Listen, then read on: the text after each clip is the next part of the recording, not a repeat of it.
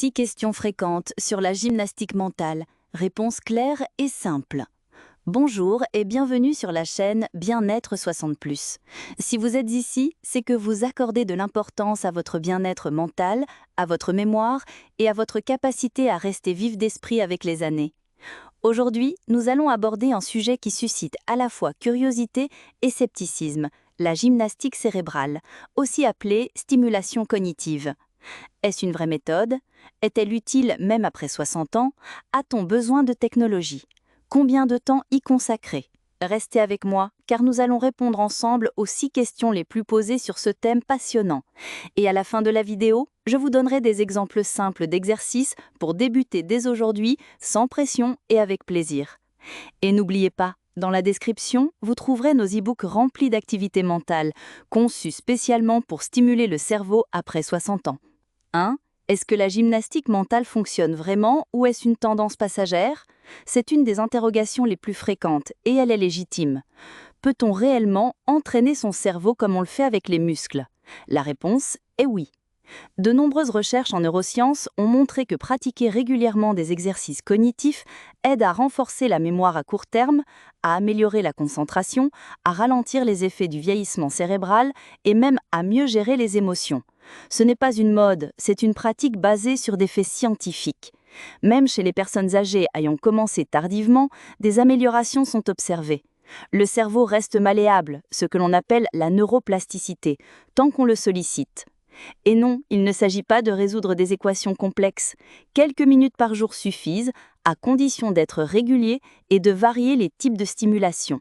2. Peut-on pratiquer la gymnastique mentale sans utiliser la technologie? Absolument. C'est un mythe de croire que les exercices mentaux nécessitent des applications ou des outils numériques. Bien sûr, il existe des jeux cognitifs en ligne, mais vous pouvez tout aussi bien stimuler votre esprit en jouant au Scrabble ou aux cartes, en résolvant des mots croisés ou des sudokus, en écrivant des lettres à la main, en racontant vos souvenirs à vos petits gendrins, en décrivant une photo de mémoire. Même des activités comme la cuisine, la couture ou apprendre une nouvelle recette peuvent avoir un impact positif sur vos fonctions mentales. Et parfois, s'éloigner des écrans permet une meilleure concentration et moins de stress.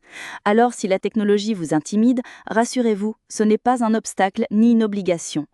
3. Est-ce que la gymnastique mentale est uniquement destinée aux personnes âgées? Non, pas du tout. Si cette pratique est souvent recommandée aux seniors, elle est bénéfique à tout âge. En revanche, à partir de la soixantaine, certaines fonctions cognitives peuvent naturellement ralentir.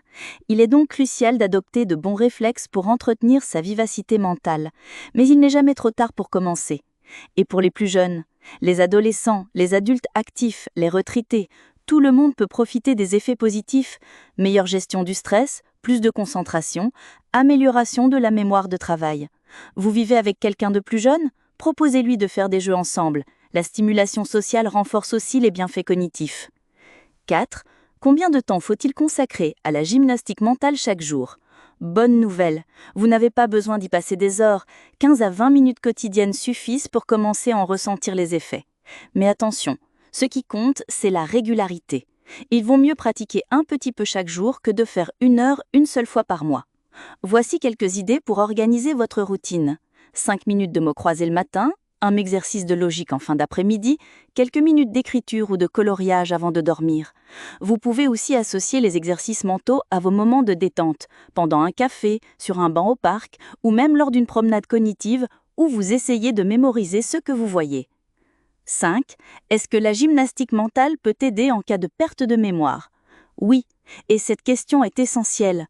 Beaucoup de personnes pensent qu'une fois les premiers signes d'oubli présents, il est trop tard pour agir. C'est faux. Même si vous avez des difficultés à vous rappeler certains détails, il est encore temps d'agir. Les exercices mentaux peuvent maintenir les capacités encore présentes, encourager de nouvelles connexions neuronales, renforcer l'estime de soi en donnant un sentiment de contrôle. Bien sûr, ces exercices ne guérissent pas les maladies neurodégénératives comme Alzheimer, mais ils peuvent ralentir leur progression et aider à préserver l'autonomie plus longtemps. Et surtout, ils permettent de rester actifs mentalement, ce qui améliore la qualité de vie. Et en 6, qu'est-ce que c'est exactement la gymnastique mentale? C'est une discipline douce qui consiste à stimuler les capacités du cerveau à travers des activités simples, agréables et répétées. Elles concernent la mémoire, la concentration, le raisonnement logique, la créativité. Les exercices peuvent être ludiques, artistiques, interactifs ou introspectifs.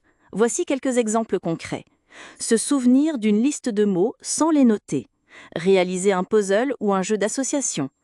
Écrire ses souvenirs ou inventer une histoire. Dessiner en miroir avec les deux mains.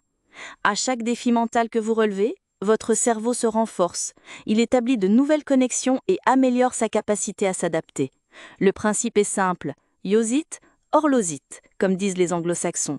Utilisez votre cerveau, sinon il s'atrophie.